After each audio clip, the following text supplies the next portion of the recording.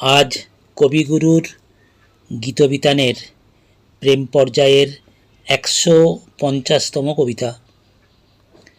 সখী আমারই দুয়ারে কেন আসিল নিশি ভোরে যোগী ভিখারি, কেন করুণ স্বরে বীণা বাজিল, আমি আসি যাই যতবার চোখে পড়ে মুখ তার, তারে ডাকিব কি ফিরাইব তাই ভাবিল।